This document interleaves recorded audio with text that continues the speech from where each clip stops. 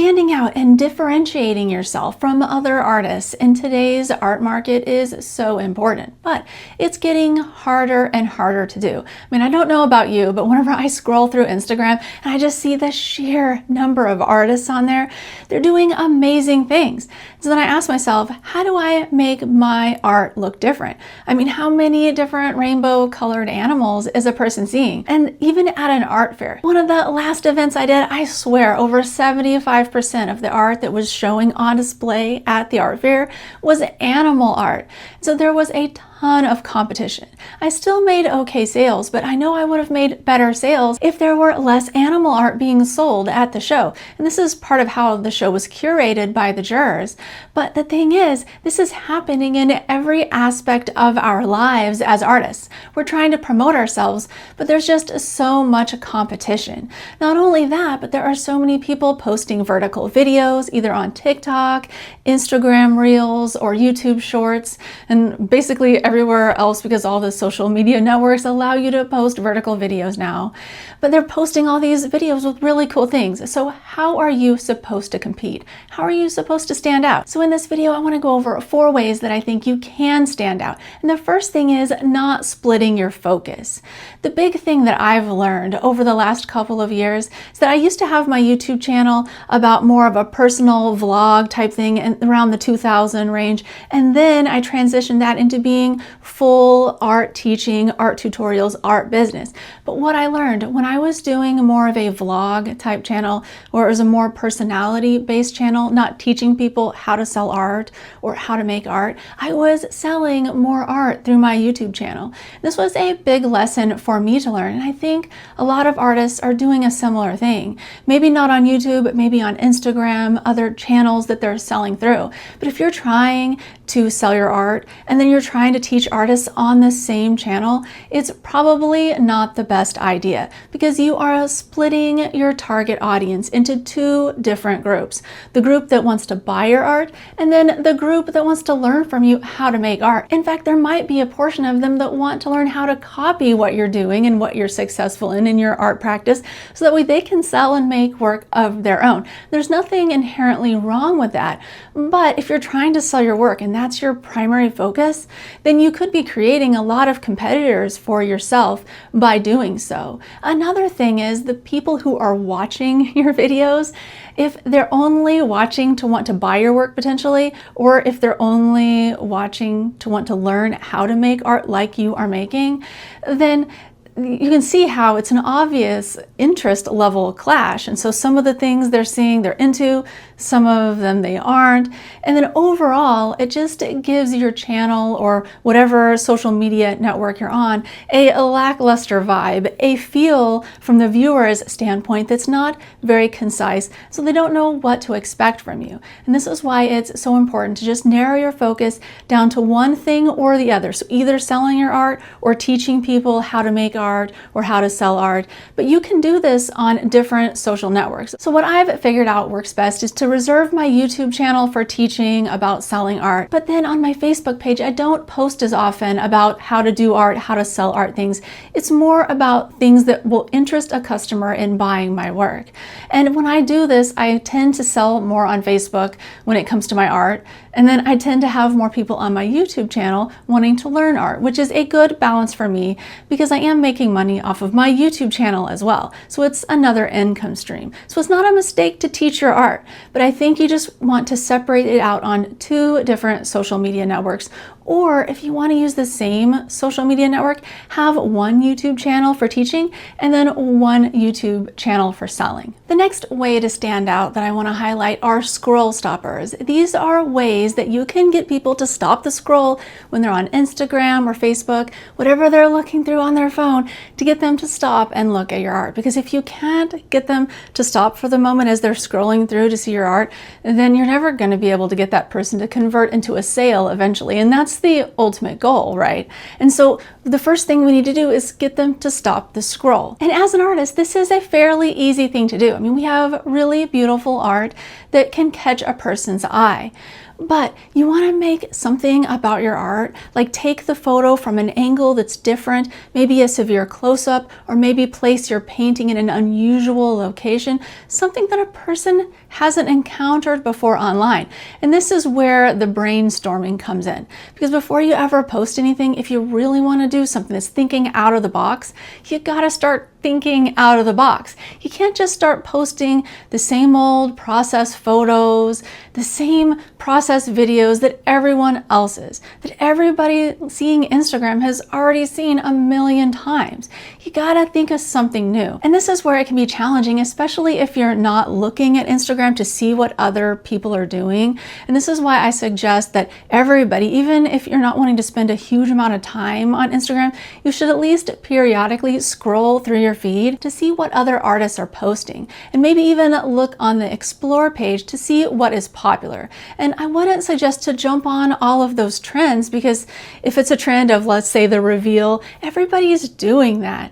Now, sometimes the reveals can be good because people like to see the empty back of your canvas and then you're flipping it around and showing the finished painting. And this is a tried and true method that does work, but it's more interesting to show something different. For example, you could show a reaction of a person seeing your work, just their face. Like in my case, I do pet portraits, so I could have a close-up view of a person's face when they tear up from seeing their pet portrait. And then immediately it could flip to me making the painting so they could see a little bit of the process and then the finished result. This not only tells a story, the viewer and the potential buyer sees the reaction of the customer seeing their painting for the first time, and then the process. So immediately they're getting an emotional reaction. We have this thing in our brains, it's called mirror neurons. And so when we see another person doing something or experiencing something, we have a little bit of that experience ourselves. And this is sort of why we have empathy.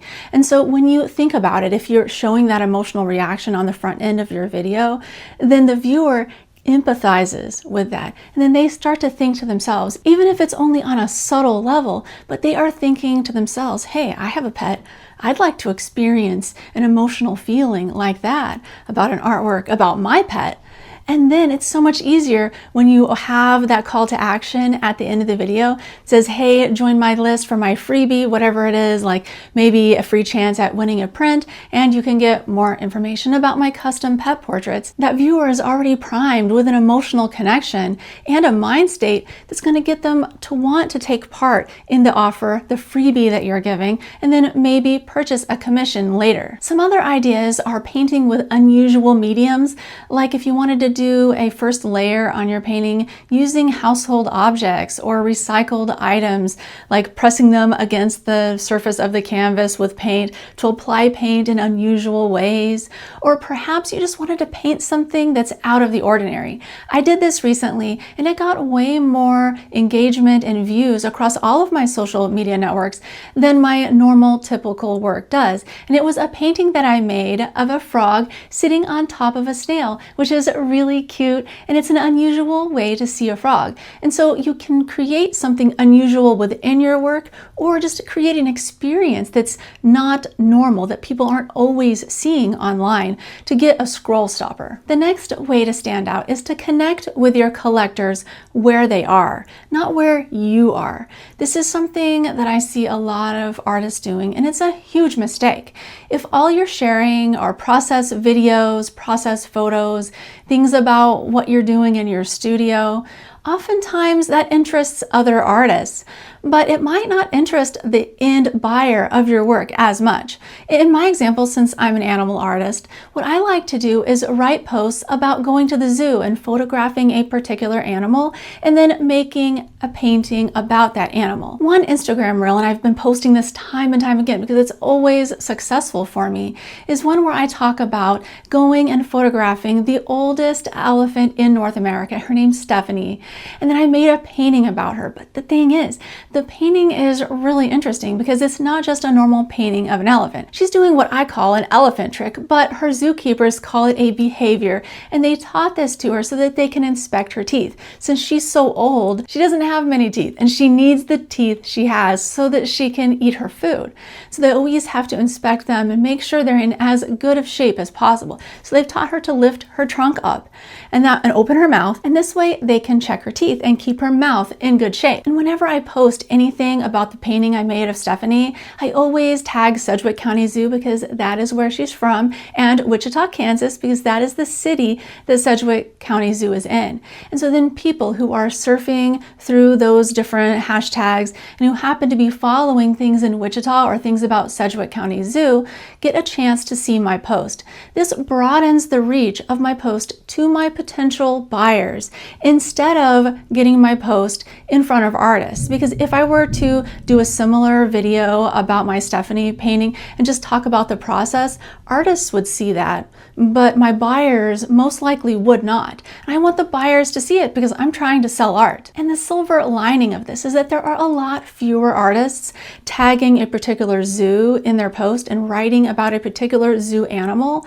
And this narrows the field for the potential buyers when they're seeing all these things in comparison. If they're following the zoo, they're seeing lots of posts and pictures of zoo animals, but they're not seeing paintings of the zoo animals that they know and love. And so this makes my video and post that I'm making more of an outlier in their eyes. And this makes it more interesting for them to take a look at. Whereas if you're just making process videos, every artist is doing that. And so artists are seeing them on their feed constantly. What makes yours different? And this transitions us into the fourth way to stand out as an artist.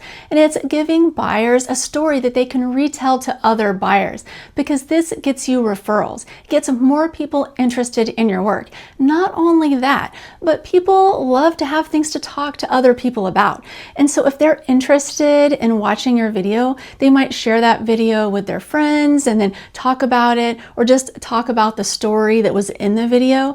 But people love to have things that they can talk to other people about. And even if it's just that, getting people to talk about what you're creating, that can leave a long-lasting impact in somebody's mind, and they'll hopefully remember it and purchase from you. And you can see in the example that I just shared of my painting of the elephant Stephanie, how somebody, if they loved Stephanie and they happened to be at the zoo with a group of other people and they were seeing Stephanie reach up her trunk, it might trigger something in their mind that makes them think about my painting. And they might say to their friend, hey, there's this artist in town. She's a local artist. She made this wonderful painting of Stephanie. You got to check this out. I'm going to share this with you when I get home.